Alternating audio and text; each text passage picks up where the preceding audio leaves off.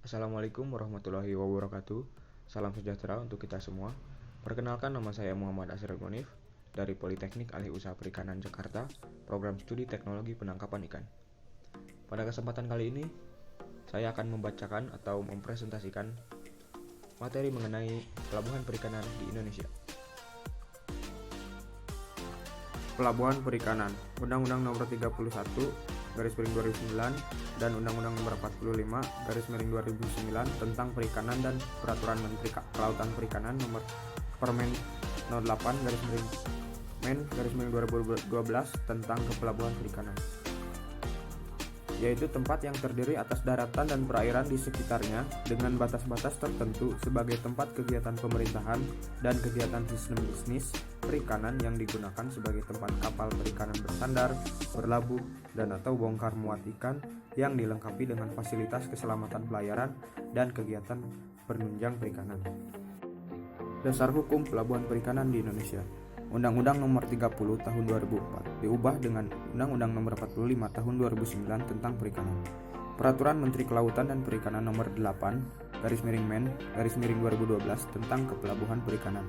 Keputusan Menteri Kelautan dan Perikanan Nomor 45 garis miring Kepmen garis miring 2014 tentang Rencana Induk Pelabuhan Perikanan Nasional. Peraturan Menteri Kelautan dan Perikanan Nomor 3 garis miring Men garis miring 2013 tentang kesyahbandaran di pelabuhan perikanan. Peraturan Menteri Kelautan dan Perikanan Nomor 20 garis miring Men garis miring 2014 tentang organisasi dan tata kerja unit pelaksana teknis pelabuhan perikanan. Fungsi pelabuhan perikanan terdiri atas dua. Menurut Peraturan Menteri Kelautan Perikanan Nomor 8 garis miring Men garis miring 2012 tentang kepelabuhan.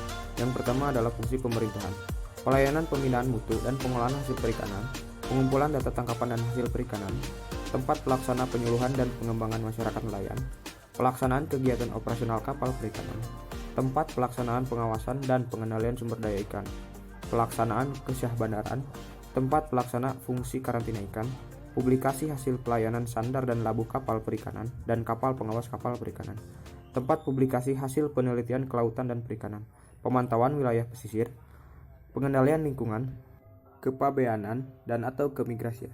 Yang kedua adalah fungsi pengusahaan.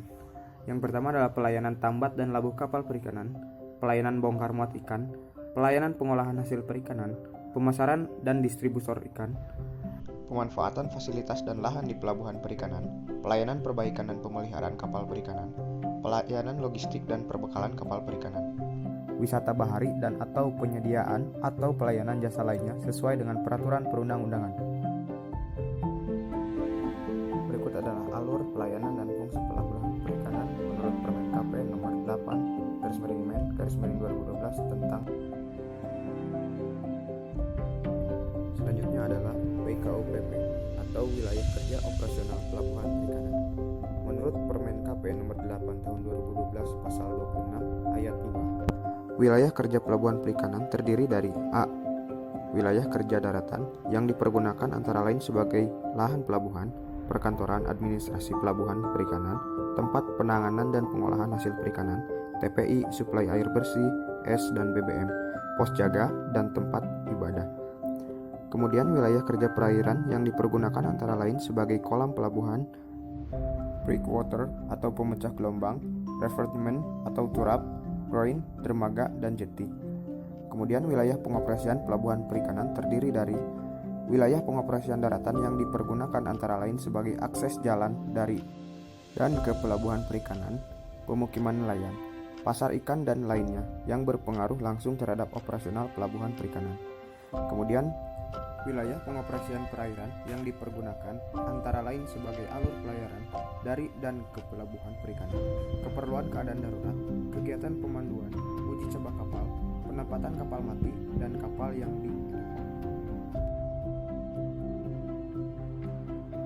sebagai dasar hukum eksistensi pelabuhan perikanan, agar pelabuhan mempunyai kewenangan penuh dalam pengelolaan dan menjamin kegiatannya, perlu ditetapkan batas-batas wilayah kerja dan wilayah pengoperasian pelabuhan perikanan dalam koordinat dan garis. WKOPP Pelabuhan Perikanan sangat diperlukan untuk menunjang operasional pelabuhan perikanan dalam rangka pembinaan pelabuhan perikanan swasta atau tangkahan yang berada dalam WKOPP.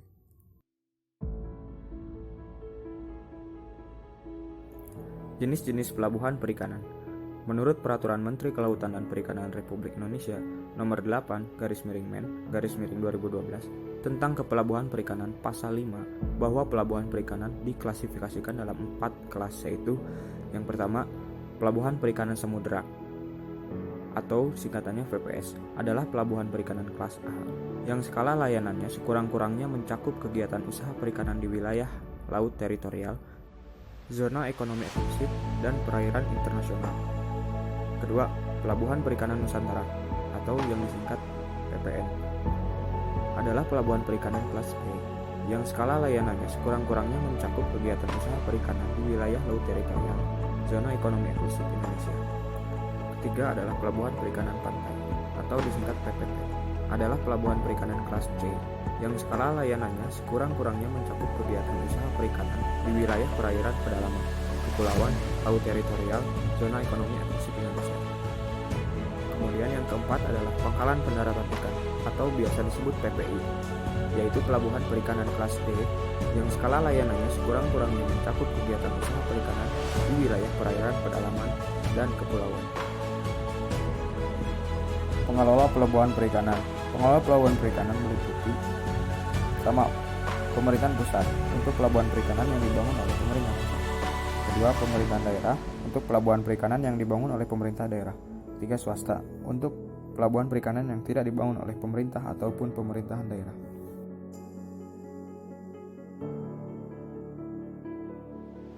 Fasilitas pelabuhan perikanan terbagi menjadi 3. Yang pertama adalah fasilitas pokok berupa lahan, breakwater, dermaga, jetty, kolam, jalan, refreshment, dan alur pelayaran.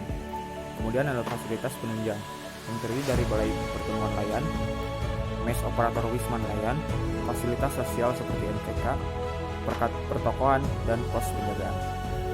Yang ketiga adalah fasilitas fungsional TPI berupa navigasi pelayaran, fasilitas komunikasi, air bersih, instalasi BBM, instalasi listrik, tempat pemeliharaan kapal dan alat penangkap ikan, bengkel, tempat perbankan, jaring, serta yang lainnya.